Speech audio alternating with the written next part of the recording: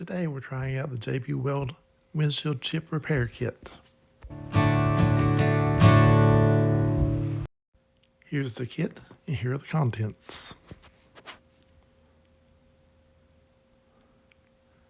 This kit looks very similar to the Permatex kit, which I'll be trying out on another chip on the same vehicle. This is a 2008 H3 Hummer. The vertical or nearly vertical windshield makes these really prone for chipping. After placing the adhesive disc, we'll bring up the pedestal, mount it, and just press it down firmly. Make sure it's in place really well. Try to make sure all the air bubbles are out of the adhesive disc. Next, we add the glue to the pedestal. Then we'll place the syringe into the pedestal and pull a vacuum. Pull it up to the highest mark without removing the plunger, and we'll leave that for 10 minutes.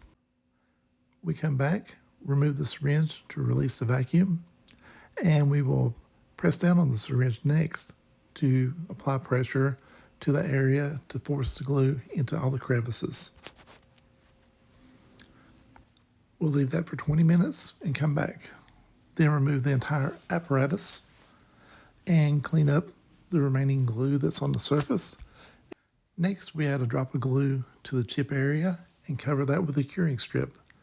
Our kit was missing the curing strip, so I used a piece of cellophane from a wintergreen lifesaver.